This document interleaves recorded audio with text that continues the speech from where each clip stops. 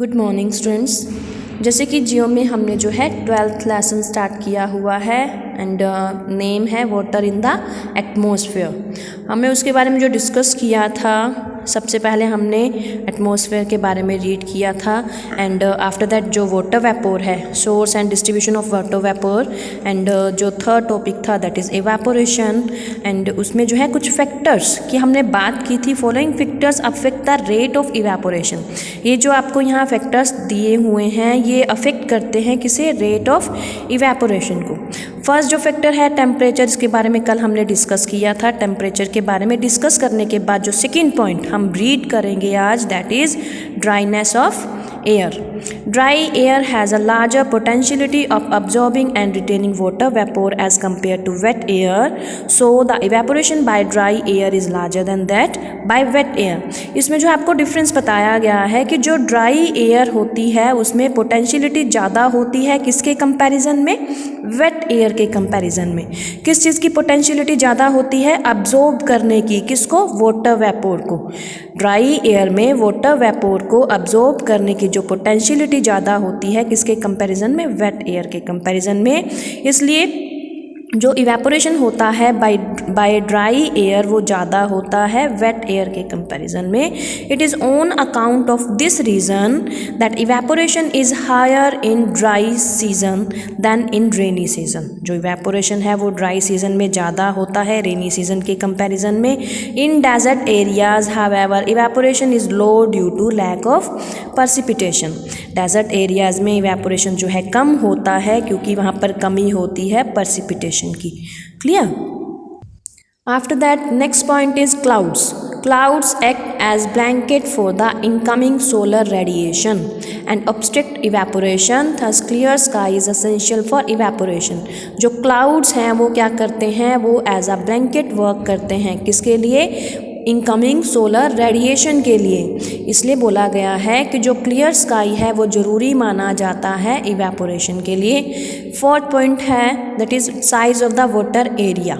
Water area का जो size है, the larger the size of the water area larger the amount of evaporation. जितना water area का size जो है बड़ा होगा उतना ही अमाउंट ज़्यादा होगा इवेपोरेशन का। Next point, fifth point is movement of air. Movement of air replaces the saturated layer with the unsaturated layer which has a greater capacity of absorbing moisture. जो मूवमेंट ऑफ एयर है वो क्या करता है, replace करता है saturated layer को किसके साथ, अनसैचुरेटेड लेयर के साथ। इसमें जो है ग्रेट कैपेसिटी होती है किस चीज़ की, मॉइस्चर को अब्जॉर्ब करने की। Hence the greater the movement of air greater is the evaporation. इसलिए जितना मूवमेंट ऑफ एयर जो है ग्रेट होगा, ज़्यादा होगा, उतना ही इवेपोरेशन जो है ज़्यादा होगा। ओके, उसके बाद ये जो 5 पॉइंट्स हमने रीड किए हैं वो हमने रीड किए हैं जो अफेक्ट करते हैं रेट ऑफ इवेपोरेशन को। ओके, उसके बाद जो हम रीड करेंगे, नेक्स्ट रीड करेंगे potential evapotranspiration. Evapotranspiration is the amount of moisture transferred to the atmosphere by evaporation of liquid and solid water plus transpiration from living tissues mainly from plants. Evapotranspiration क्या होता है, वो है amount, किस चीज़ का amount, moisture का, जो transfer होता है एटमॉस्फेयर में किसके through, evaporation of liquid and solid water. Okay, plus transpiration from living tissues mainly from plants. ठीक है, the term potential evaporation refers to idealised conditions in which there would be enough rainfall. इसमें जो है काफ़ी बारिश होती है, to provide sufficient moisture for all possible evapotranspiration in an area. A large number of factors such as temperature, latitude, vegetation, permeability and water retention of the soil are taken into consideration while determining the potential evapotranspiration। मतलब potential evapotranspiration को जब हम consider करते हैं तो इन सभी factors को include किया जाता है, जैसे कि टेम्परेचर है, लैटिट्यूड है, vegetation, permeability and water retention. Okay, after that places which have more precipitation have evaporation are marked by surplus of underground water storage. The amount of water vapor varies widely from place to place. जो water vapor का amount है वो जो है different होता है place to place काफ़ी changes आते रहते हैं उसमें। The range from almost zero over the deserts and above ice caps of Greenland and Antarctica to 2.58% in humid equatorial areas. इसमें आपको बताया गया वाटर वेपोर का जो अमाउंट है वो अलग अलग होता है प्लेस टू प्लेस। अब जैसे इसमें रेंज बताई गई है zero, range from almost zero over the deserts में जो रेंज होती है ज़ीरो होती है, and above ice caps of Greenland and Antarctica वहाँ पर कितना रहता है 2.58% in humid equatorial areas. Okay, उसके बाद ये हमने रीड किया पोटेंशियल इवेपोट्रांसपिरेशन के बारे में। आफ्टर दैट ह्यूमिडिटी को हम रीड करेंगे। Humidity is a general term which refers to the amount of water vapour present in the air. Humidity जो है एक टर्म है जो किससे रिलेटेड होती है, amount of water vapour present, जितना अमाउंट वाटर वेपोर का प्रेजेंट रहता है एयर में। At any specific temperature the quantity of moisture that can be held by air has a definite limit. एक जो है लिमिट होती है मॉइस्चर की जो एयर में प्रेजेंट रहता है। This limit is known as saturation point, और इस लिमिट को क्या बोला जाता है, saturation point, and the air at this point is called saturated air. और जो इस लिमिट पर जितनी एयर होती है उसको क्या बोला जाता है, saturated air. The capacity of air to absorb water vapour increases with the increase in temperature. जो कैपेसिटी होती है अब्जॉर्ब करने की वाटर वेपोर को, वो इंक्रीज होती जाती है किसके साथ साथ, जैसे जैसे टेम्परेचर जो है इंक्रीज होता जाता है। For example, at temperature of 10 degree Celsius 1 cubic meter of air can hold 11.4 grams of water vapor। आपको एग्जाम्पल के लिए बताया गया कि अगर जो टेम्परेचर है अगर वो 10 डिग्री सेल्सियस है तो जो एयर का 1 क्यूबिक मीटर है वो कितना वाटर वेपोर होल्ड करेगा, 11.4 grams. If the temperature of this air is increased, अगर इस एयर का जो टेम्परेचर है वो अगर इंक्रीज़ हो जाता है 21 डिग्री सेल्सियस, पहले आपको टेम्परेचर कितना दिया गया था 10 डिग्री सेल्सियस, और अब अगर वो इंक्रीज़ होके 21 डिग्री सेल्सियस हो जाता है तो कितना ग्राम वाटर वेपोर वो होल्ड कर सकता है, 22.2। इट मीन्स टेम्परेचर इंक्रीज़ हुआ, साथ में जो है वाटर वेपोर का अमाउंट है वो भी इंक्रीज़ हो गया। Clear. After that kinds of humidity, यहाँ पर आपको ह्यूमिडिटी के काइंड्स दिए हुए हैं। सबसे पहले देखो, humidity in the atmosphere is expressed in following 3 forms.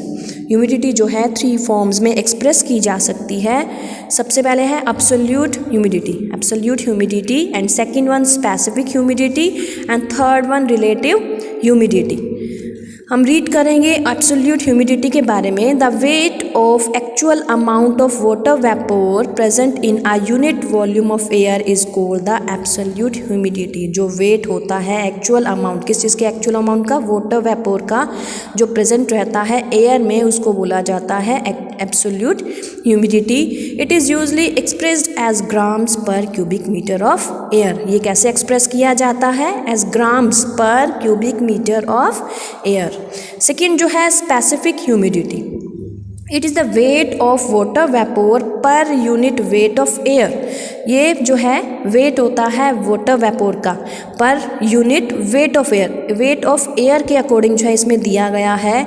It is also expressed as the proportion of the mass of water vapour to the total mass of air. इसको जो है मेज़र का एक आपको वे बताया गया है कैसे इसको एक्सप्रेस किया जाता है। Since it is measured in units of weight, ये किस यूनिट में जो है मेज़र किया जाता है, units of weight. Specific humidity is not affected by changes in pressure और टेम्परेचर। जो स्पेसिफिक ह्यूमिडिटी है वो किससे अफेक्ट नहीं होती, प्रेशर या फिर टेम्परेचर से। Okay, and the third one relative humidity, it is the ratio of water vapor present in the air at a particular temperature to the amount of water vapor required to saturate the same air at the same temperature। मतलब ये जो relative humidity है वो है ratio, किन के बीच में ratio है, वाटर, एक तो वाटर वेपोर जो प्रेजेंट रहता है एयर में, ओके, और उस सेकेंड जो हम बात करते हैं temperature to the amount of water vapour required to saturate the same air at the same temperature. मतलब सेम टेम्परेचर पर जितनी सेम जो एयर के लिए रिक्वायर होती है, जो टेम्परेचर रिक्वायर होता है, सेम एयर को सेम टेम्परेचर पर सैचुरेट करने के लिए उसकी एक रेशो आपको बता दी जाती है। मैं फिर से क्लियर करूंगी, रिलेटिव ह्यूमिडिटी क्या है। ये जो है रेशो है, एक तो वाटर वेपोर जो प्रेजेंट है एयर में, एक जो है टेम्परेचर, जिस टेम्परेचर पर एयर को सैचुरेट किया जाता है उसका रेशो है।